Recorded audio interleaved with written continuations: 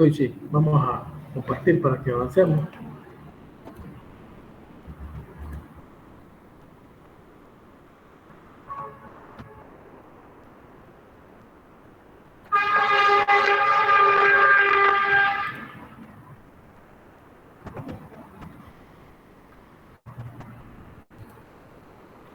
Se escucha y se ve, ¿no?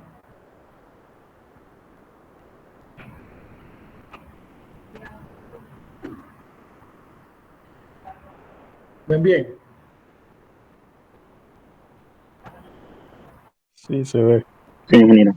Ok, entonces se escucha, ¿verdad? Entonces habíamos quedado en lo que íbamos a hablar de, ¿sí? Del medio de conexión.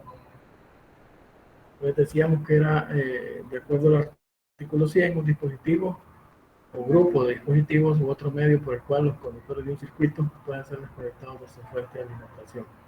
Pero aquí saqué un extracto del artículo 430, donde están los circuitos, los motores, los circuitos de motores y los controladores. Es parte del artículo 100. Entonces, en este diagrama unifilar se puede identificar básicamente lo que sería el medio de desconexión.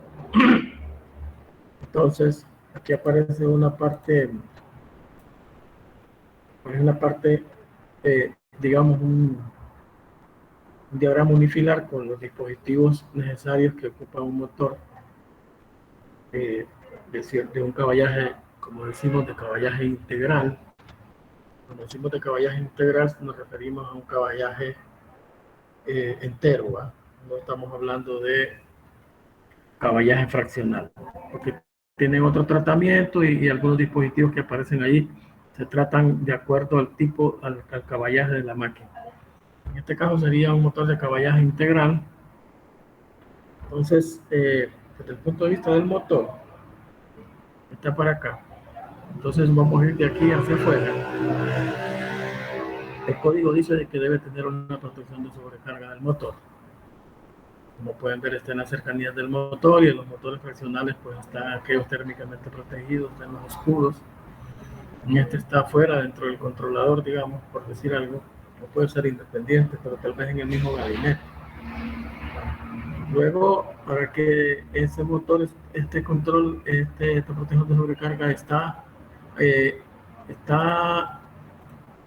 vamos a decir así, adelante o aguas abajo de el medio controlador o el medio de conmutación. Entonces el motor tiene que arrancar con un mecanismo, en este caso que podría ser, de acuerdo al símbolo un contacto normalmente abierto de un contactor, pero que en lo moderno podría ser un arrancador electrónico, y esto podría ser un tiristor o algo así. Entonces este es el medio que conmuta, es decir, que el motor conmuta de un estado apagado a un estado encendido a través de un medio con un circuito de control, con un medio que lo conmuta. No podemos meter, por ejemplo, lo que está atrás de él, la protección de cortocircuito y fallas a tierra del circuito derivado del motor. Esto es exclusivamente para el motor. Entonces no podemos utilizar si fuera, por ejemplo, por les digo que entre, cuando ven el llamado, porque, ay, disculpen, hoy no tardamos, pero no podemos estar así. Entonces, ¿qué sucede? Que pierdo la idea. El asunto es que este dispositivo pues podría ser un fusible o podría ser un interruptor, digamos, un breaker, ¿verdad?, de caja moldeada. Entonces él va a estar en una posición de encendido, ¿verdad?, permanente, y se va a apagar o desconectar si hay una falla. Entonces este no es para conmutar la máquina. Es que la conmuta ha estado apagado o ha estado encendido. Y ven aguas arriba, de ir siguiendo la línea, aparece lo que estamos hablando hoy, el medio de desconexión. Este medio de desconexión puede ser un interruptor de seguridad, como le llaman, ¿verdad? Podría estar la protección de costos de a tierra en esa parte, pues, en un solo moldeado, que tenga instalado el fusible adelante del medio que conmuta, que desconecta. Pero este medio de desconexión, de acuerdo a las normas, no se puede aplicar, no sirve para apagar el motor o para encenderlo. Él va a estar en una posición. Entonces, si alguien va a trabajar en mantenimiento aquí en la máquina, baja este interruptor y le pone un candado para que no haya posibilidad de energía ni de aquí al controlador, y porque alguien le diera una entrada al controlador que hubiera en el motor. Entonces, este dispositivo es el medio de desconexión. Y adelante aparecería, si vamos a alimentar otros motores, una protección de cortocircuito y fallas a tierra del circuito del alimentador del motor, que podría alimentar una barra aquí para sacar más motores. Este es el del propio circuito derivado y este es el del alimentador. Entonces, así dice el código que estaría bien instalado el motor. Si tiene un rotor devanado, pues tendría controladores secundarios para el arranque del control de la resistencia del rotor devanado, pero es un motor especial de inducción que tiene el rotor devanado. Pero igual, esta sería la nomenclatura unifilar que nos dice cómo instalarlo correctamente. Entonces, este medio de desconexión, los conductores del circuito pueden ser desconectados de su fuente de alimentación. Entonces, lo eliminamos de la fuente una vez que el motor está apagado, pero nunca lo desconectamos bajo carga. Es decir, en el mismo gabinete del interruptor del medio de desconexión dice no desconecte, no opere bajo cargas. En otras palabras, si abrimos este interruptor en un gran motor, saltaría un tremendo arco aquí que sería muy peligroso para el que hace eso. Entonces, esa sería la definición de lo que es un medio de desconexión del artículo 100. Aquí tenemos el ejemplo, como lo pueden ver, interruptor de seguridad. Entonces, este aquí aquí tiene una oreja para poner un candado. Y entonces eso se opera solamente cuando la máquina está apagada, desconectamos las líneas de entrada, pero no hay movimiento. Sería el famoso medio de desconexión con un switch de seguridad, un interruptor de seguridad. Aquí este símbolo indica que no lo desconectemos bajo carga, porque no se puede leer ya por el arco. Ahí se ve un símbolo como del arco. Entonces este era el que faltaba de esa parte. Pues pedíamos otro, del mismo artículo 100, donde habíamos definido la capacidad que es el día por lectura, ¿verdad? Pero la máxima corriente en amperios que puede llevar un conductor continuamente bajo condiciones de uso sin exceder la temperatura nominal. Entonces el fabricante nos va a mandar a nosotros la marca del fabricante, nos va a decir qué tipo de aislamiento es. Este tipo de aislamiento, con sus capacidades, vamos a llegar a tener un determinado calibre. Con el tipo de aislamiento es muy importante. Estaría el número del conductor, este calibre 6, y AWG, que es el sistema americano de calibración, American Wire Gauge, que es el sistema americano de calibración, y los conductores que vamos a operar para instalaciones eléctricas hasta el momento van a ser hasta 600 voltios, ¿verdad? Quiere decir que sabemos claramente cuánto es el aislamiento de nuestros conductores que trabajamos en instalaciones, y si se va a hacer más arriba, pues tiene que conseguirse los conductores con el aislamiento adecuado. Una definición de opacidad que vamos a ver en la tabla, que el conductor podrá ser tan bueno desde el punto de vista de la opacidad como tan bueno sea su aislamiento. En el artículo 100 se define el concepto de automático y se define a secas, ¿verdad? Automáticos aquellos que desarrollan una función sin necesidad de intervención humana. Entonces, ustedes pueden tener un control, un sistema de bombeo con los diferentes flotes del final o intermedio, ¿verdad? De manera que una vez que arrancaron el sistema para que llene o vacíe la bomba, no ocupan que uno esté interviniendo. Entonces el sistema estaría en automático, ¿verdad? No hay intervención humana. Solamente que vaya una falla o algo así y habría que reparar. Entonces, como no hay intervención, entonces se dice que el sistema cumple con el requisito de automático, ¿verdad? Lo que no ocupa nuestra intervención.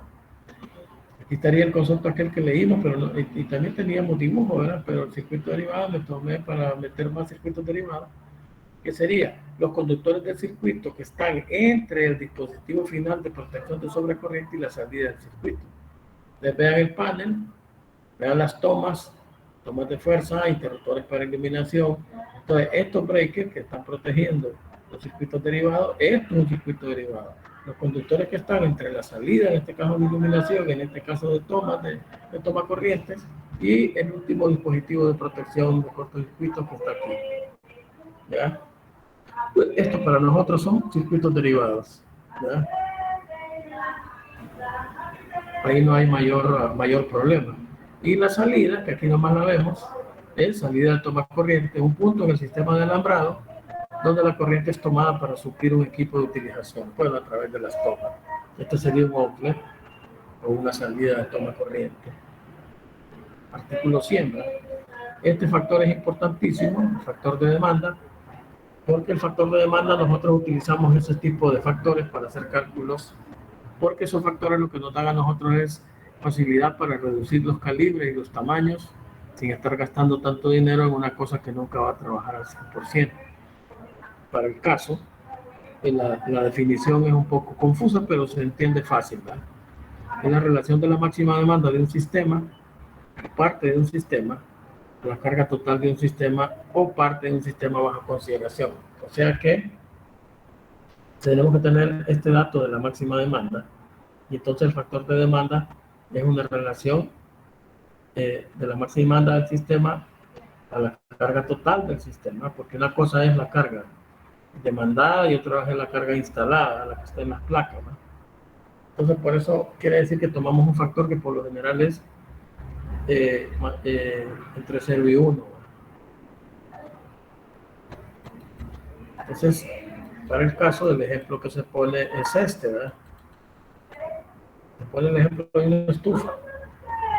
Yo le reviso la placa y yo tengo la suma de todas estas resistencias, más las resistencias del horno, ¿verdad? Es lo que gasta, digamos, el control. Todo el total que tiene la placa, eso sería la potencia instalada, ¿verdad? Pero la pregunta es cuánto sería la demandada. Entonces la demandada ha sido sujeta, que la vamos a ver en los cálculos residenciales, ha sido sujeta a lo que sería un estudio de uso y a un factor de demanda. Entonces no necesariamente la potencia que tenemos instalada es la que vamos a tomar para sumarla a toda la potencia total y calcular los calibres de los motores de entrada. No, sino que va a ser una fracción de esa potencia porque tiene un factor de demanda producto de cómo es que se usa, en este caso una estufa y la que tenemos tabla estadística. Pero lo podemos ver en forma así práctica, es el hecho de que el horno tiene una resistencia aquí arriba, que se llama broil, ¿verdad? Que significa asar, y una resistencia aquí abajo, que es el lado donde está en el control, que de aquí en donde se maneja el bake, que significa hornear. Entonces, como los dos controles, este control no tiene simultaneidad, no funcionan al mismo tiempo, y esta resistencia podría ser, digamos, de 2500 vatios. Entonces, aquí hay con toda seguridad, cuando se está usando el horno, que no se están usando los 5000, porque una de ellas está afuera y la otra está encendida. Porque si las dos se encendieran al mismo tiempo, metería calor por abajo, haría calor por arriba, y entonces el centro quedaría crudo. Y es lo que llaman los cocineros que se arrebata la comida. Se arrebata porque se cose demasiado rápido, pero queda cruda por dentro. Entonces nadie hace eso, o está en bake para hornear y luego pasa a broil para darle el dorado por el otro lado, pero está apagada la otra de abajo. Entonces ahí nomás ya está claro que la potencia demandada por una estufa no tiene nada que ver con la instalada y por lo tanto tiene factores de demanda. ¿Ya? Ese es el concepto de factor de demanda que se va a aplicar en otras consideraciones, en otro montón de factores. Entonces, habíamos dicho también que los equipos deberían ser listados. Entonces, el concepto del listado está en el artículo 100. Y el artículo 100 lo que dice respecto a esto es esto. Equipos, que ya definimos lo que era un equipo, materiales, ya sabemos lo que es un material, o servicios, hasta los servicios inclusive, que están incluidos en una lista publicada por una organización aceptada por la autoridad competente y que se dedica a la evaluación de los productos o servicios y que mantiene inspecciones periódicas de producción del equipo o materiales listados o evaluaciones periódicas de los servicios, ¿verdad? Y cuyo listado indica si cada equipo o material o servicio cumple apropiadamente con estándares o que ha sido probado y encontrado adecuado para un propósito específico. Entonces, ustedes van a ver en las tapaderas traseras de los equipos, de los aparatos, inclusive de materiales y de hecho procesos y procedimientos de servicio que tienen esta marca. es registrada, es UL y está listado. Es el Underwriter Laboratorios. Estos laboratorios hacen pruebas. Entonces, al poner el sello, están seguros de lo que el fabricante dijo en relación a esos equipos. Y lo vamos a ver en todos los equipos que tienen, digamos, alguna seriedad en eso, ¿verdad? Tipo listado. Las localizaciones las vamos a usar para la segunda parte, porque es importante saber dónde vamos a aplicar las cosas.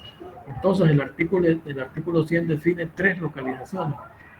Define la dam location, que es una localización húmeda.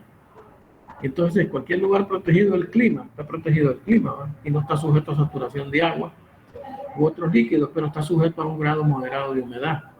Entonces, serían locales parcialmente protegidos, bajo aleros, marquesinos, los porches cubiertos, locales y locales interiores, están sometidos a un grado moderado de humedad, como por ejemplo algunos sótanos, algunos lugares que son de pajares, que les dicen ellos, como el almacenaje. Igual un almacén refrigerado va a tener humedad. Entonces eso es una localización húmeda y en base a esa se hacen los aislamientos de los conductores.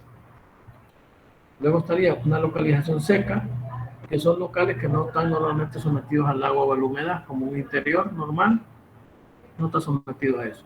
Un local que se clasifique como seco puede estar sujeto temporalmente al agua o a la humedad, como el caso de un edificio de construcción. Esto se dice porque cuando está construyendo todo el mundo está tirando, están abiertos los lugares, cae agua. Entonces usted compró equipo para uso del lugar seco y se está dejando que lo deteriore en un lugar que está sometido al agua temporalmente. Hay que tener cuidado, hay que cuidar ahí todos los dispositivos que se instalen en un edificio en construcción.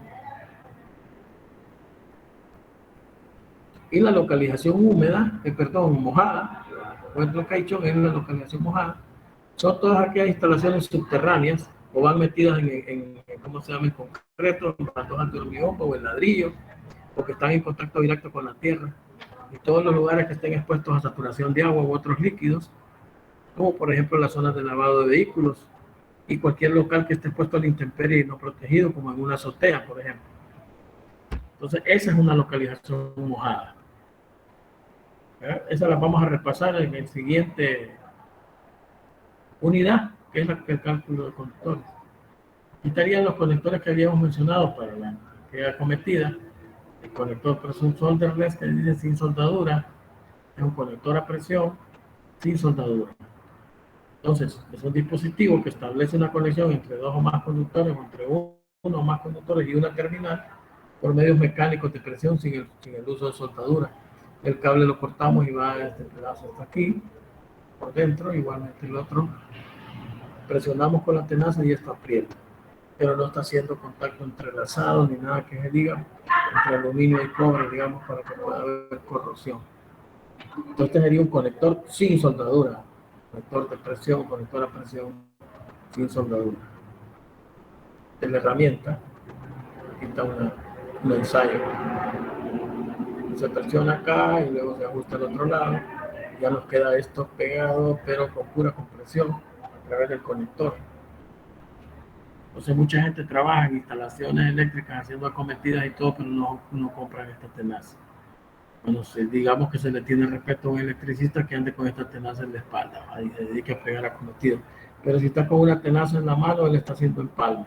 Y el empalme está prohibido porque nos va a provocar un falso en el futuro y eso va a estar molestando la instalación. Entonces, si se dedica a eso, compre la herramienta.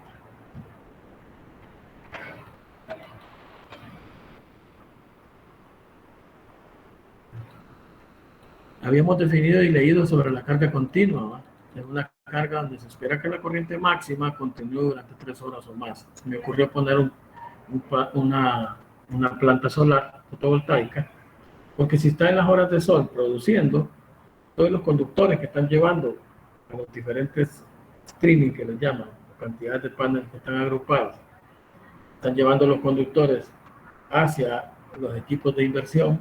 Esos conductores pueden estar enterrados o pueden estar canalizados por aquí. Esos conductores están sometidos a demanda máxima por más de 3 horas. Eso entonces se dice que este conductor es una carga continua. ¿No? Es decir, alimenta una carga continua que sería en este caso la red eléctrica. El electrodo de aterrizaje lo menciono porque es importante para el otro artículo de los cálculos. Es un objeto conductivo a través del cual una conexión directa a tierra es establecida. Esto está en el artículo 25083 y nos da los tamaños y nos da los datos de lo que debe ser un electrodo y las tres condiciones. Debe tener 8 pies de altura mínimo, esos son 2,44 metros. La gente compra uno de 4 pies y dice que eso es aterrizaje.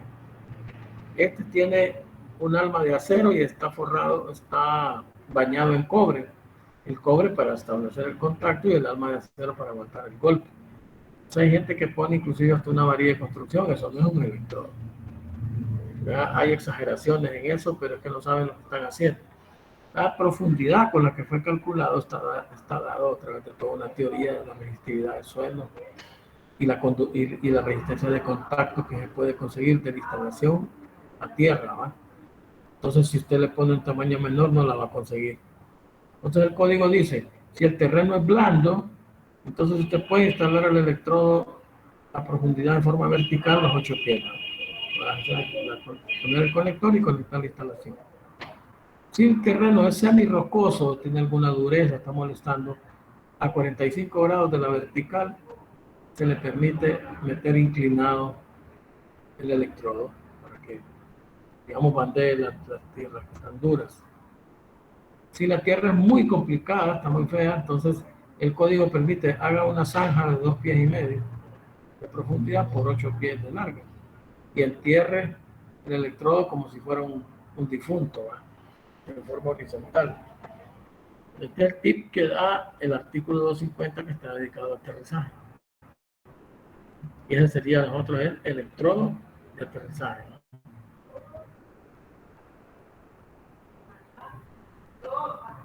Recuerda, aquí vamos a definir equipo, aunque arriba decía qué es equipo, Entonces el equipo es un término general. Incluye herrajes, dispositivos, accesorios, aparatos, luminarias, maquinarias, usadas como parte de o en conexión con una instalación eléctrica. Entonces todos aquellos accesorios, todo lo que entonces podemos decirle el equipamiento, a todo aquello que vamos a ocupar para la instalación y que está relacionado con la instalación. Entonces, aquí hay una serie de dispositivos, contactores de breque, interruptores de fin de carrera, luminarias, paneles, botoneras, tomas, timers, bueno, un montón de cosas, ¿ya? Con alambre, ventiladores, cables, salidas, accesorios, bueno, ¿qué es lo que hay? Nuestro equipamiento para trabajar, incluyendo los herrajes, ¿verdad? Conectores, la misma flotación, luminaria, ¿verdad? Todo lo que estamos viendo ahí, podemos llamarle, como dice el código, equipo, dado que relaciona todo esto, ¿verdad? Que esté conectado a nuestra instalación. El alimentador ya lo habíamos mencionado, lo habíamos definido, pero allá lo habíamos visto, pero aquí lo vamos a ver en una fotografía. Todos los conductores de un circuito entre el equipo de acometida o el origen de un sistema derivado separado, que podría ser un generador, y el dispositivo de protección contra sobrecorriente del último circuito derivado. Entonces, seguimos la trayectoria, por decir algo, de alimentadores como estos gruesos, podrían llegar a paneles grandes o a interruptores principales grandes de un piso para alimentar ahí, digamos, una serie de dispositivos. Entonces, un trabajo avanzado sería tener instalados los alimentadores en un edificio cuando está trabajando en el proyecto, porque eso es un ahorro de trabajo. Lo que es un panel board o un cuadro general o un panel de distribución, entonces dice que es un solo panel o es un grupo de paneles que están proyectados para montarlos en forma de un solo, que podría ser usar subestaciones, digamos, que incluye el panel para ser considerado panel board o cuadro general. Tiene que tener barras colectoras y dispositivos automáticos de protección contra sobrecorrientes y estar equipado con o sin interruptores para el control de iluminación, calefacción o potencia, diseñado para instalarlo en un armario o caja y colocarlo en una pared o tabique y accesible solo por la parte delantera. Entonces, para nosotros, estos son panel board que tiene interruptores mayores, ¿verdad? Pero sigue siendo un panel board que tiene todos los circuitos derivados ahí, tiene gabinete, tiene puerta accesible solo por adelante, además tiene, ¿cómo se llama? La serie de dispositivos de protección, ¿verdad? Entonces eso es lo que sería para nosotros un panel board o un cuadro general, tal como lo definen los fabricantes. Las distintas capacidades, tipo, ¿no? Como pueden ver aquí en perspectiva, se ve que tiene un bastidor y que tiene, perdón, un housing, como le dicen, un cuadro, ¿vale? Donde vamos a hacer el montaje, donde esto va a fijarse el housing y después están fijadas las barras a través de aisladores y la tapadera para los breakers, el tapadero principal y la tapadera final. Estaría en perspectiva. Es una construcción donde se está trabajando sin hacer instalaciones por el momento, poniendo, digamos, panel board grandes para los circuitos derivados de un piso, segundo piso, de otro piso. Se quita todo esto mientras no se alambre, porque se lo arruinan los albañiles y todos los que andan por ahí. Y se cierra esto, solo se deja el bastidor con la tubería que ya está instalada y se tapa bien esto y se aísla para que no lo ensucie y lo arruine. Porque si deja esto, lo pueden llenar de cemento, es un solo desastre. Lo que es un envolvente, un gabinete que es, se traduce gabinete o se traduce como armario, dice que es un envolvente proyectada para montaje superficial o empotrado, que está dotado de un marco, como este, ¿va? Montura o bastidor, en el que se pueden instalar una o varias puertas oscilantes. Este ya tiene dos puertas, y entonces una o más. Entonces este es un armario o un gabinete. Aquel es un panel board, que este solo tiene una. Tenemos uno, este tiene un controlador, tiene controladores aquí, ¿verdad? El circuit breaker, que lo habíamos mencionado la vez pasada, era el desconectador de circuitos, soporta circuitos, un dispositivo diseñado para abrir y cerrar un circuito, como habíamos dicho, por medios automáticos, y para abrirlo el circuito automáticamente a una predeterminada sobrecorriente sin daño al mismo cuando es aplicado dentro de su clasificación. La ventaja que tiene el breaker es que se saca la falla y se vuelve a montar y está bien.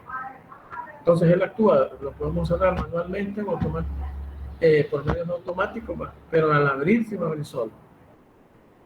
Ya los conocemos todos, están en nuestra casa. Viene marcado aquí con la corriente de operación, la corriente nominal, y aquí abajo con la corriente contraída interruptiva. Recuerden que es un concepto relacionado con una falla masiva y esas cosas. 10.000 amperios es el mayor que aparece para el residencial, porque es lo máximo que se supone que un transformador de 25, de esos que están en el poste, podría en un gran cortocircuito manejar. De ahí no puede bajar de ahí. Pero la industria puede tener interruptores de estos mucho más grandes, que pueda decir aquí 100.000, no 10.000, porque ahí hay carga grandísima. Este es otro tipo, de esos tipos europeos. Lo que sería un desconectador de disparo fijo, sería para nosotros el que tendríamos aquí, esto, disparo fijo. Pero también los hay, los que tienen ajuste, ¿verdad? 250 creo que es este.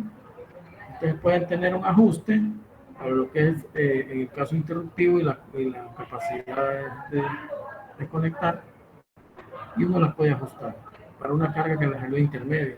De 200 a 250 se puede ajustar. Si me salió 225 la demanda máxima, pues puedo ajustar esto a 225. Ese sería un breaker ajustable, desconectador ajustable. El código también define lo que son los conductores. Entonces el conductor base que dice es un conductor desnudo. Entonces a este tipo de conductor el código le dice, el artículo 100, un conductor que sin cobertura o aislamiento eléctrico de ningún tipo. Eso es un conductor desnudo, el que se usa en aterrizaje. Un conductor cubierto es aquel conductor rodeado de un material de composición que puede estar químicamente hablando o espesor, tal que no esté reconocido por el código como un aislamiento eléctrico. Puede ser que haya aislamiento en el que sea un forro, pero no está reconocido por el código. El que está reconocido por el código es el que dice conductor aislado. Entonces, conductor que está rodeado de un material de composición y espesor, tal que esté reconocido por el código como aislamiento eléctrico. Nosotros cuando visitamos las tablas del código, ahí miramos de que eh, es válido porque ya está calculado, no tenemos que cambiar nada. Es ese que aparece en las tablas del código es conductor aislado. Empuje, empuje. Bueno, entonces esta es la cuestión. Esta es la cantidad que tenemos, pero como no tenemos seguridad el día lunes, por la cuestión del aula, que no me han dicho nada, entonces yo creo que nos vamos a ver el lunes siempre para ver otros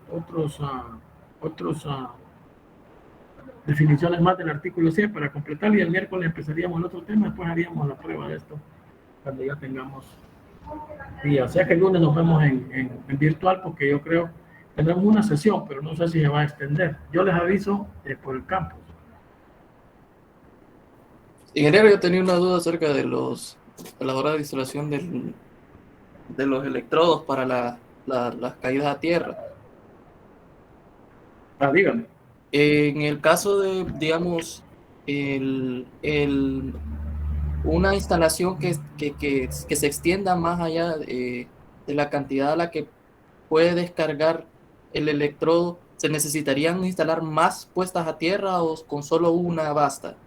Por ejemplo, digamos, en un sitio de oficinas en donde se instalan cierta cantidad de, de aparatos Sí, que que mire, están... mire, eh, el electrodo de aterrizaje, pues es una varilla de 5 octavos, de 5 octavos de diámetro. Entonces ahí estamos hablando de un grosor que digamos, no estaría limitado en este caso por la corriente, porque estamos hablando de un grosor exagerado, ¿no? En el sentido es una barra. Pues.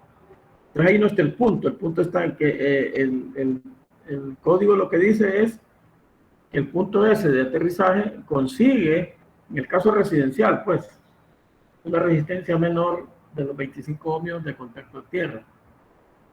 Ahora, le voy a poner el caso. En el Hospital Medical Center, en la calle que le da toda la vuelta al hospital, hay una instalación de tierra que lleva como más o menos 120 electrodos de esos. Lo que el código le dice es si va a instalar uno más, se supone que al instalar uno más quedan en paralelo. Es lo que lo ve uno en paralelo, quiere decir que la resistencia se va a venir reduciendo de contacto. Lo único que le dice el código es no los ponga a menos de 6 pies de separación. A menos de 6 pies no, porque como que los combina y entonces resulta que más bien sube la cosa en vez de bajar. Entonces, eso es un estudio de los electrodos. Pues, allá están separados no menos de 6 pies. Toda esa red de tierra está pegada a las estructuras, a soldadas, porque no son conectores de presión, sino que son soldaduras isotérmicas. Y luego las bajadas de pararrayo, dependiendo del perímetro del edificio, así es la cantidad de bajadas. Entonces hay una jaula de Faraday en el Medical Center. ¿Eh? No se va a poner un solo electrodo porque ahí estamos hablando de una de subestaciones, una en el edificio y otra de comercial, de clínicas, y otra subestación en el edificio hospital. Entonces no es una instalación muy corriente, lleva una red de tierra. Así como una subestación de esas de la ENE que tienen ahí para transformar los voltajes. Esa lleva una malla completa que calcula unos voltajes que se llaman de paso y voltajes de toque, que está hecha en base a la matemática llamada elemento finito. Entonces, eso fue lo que hicieron en la norma eléctrica del IEEE, la que maneja eso, la norma 80 creo que se llama. Entonces ahí calcula usted una red, esa tiene una red, pero es que es una subestación, hay grandes problemas, no es como en una casa. Igualmente, hay ¿cómo se llama? Para instalaciones en comunicaciones existen distintos tipos de aterrizaje, como por ejemplo las láminas. Hay un montón de aterrizaje, pero el electrodo es por excelencia el punto de aterrizaje. En nuestra casa solo tenemos que poner uno. Hay gente que inventa que yo voy a poner una ducha, voy a poner otra tierra. ¿Qué es lo que está haciendo? No está haciendo nada. Porque si no interconectan los dos electrodos, lo que va a buscar es que a la hora de un rayo le aparezca una diferencia potencial entre los puntos y le dañe todo el equipo por una corriente de tierra. O sea, es complicado. Pero por el momento, también igual, usted hace una instalación donde llega una cometida, la cometida tiene un conducto de aterrizaje calculado en base a una tabla y después ponemos el electrodo. Pero, ojo, usted va a instalar, por ejemplo, una resonancia magnética, el fabricante de la resonancia le va a decir, señor, yo necesito una resistencia de contacto de no mayor de 0.5 ohmios. ¿Cómo la consigue?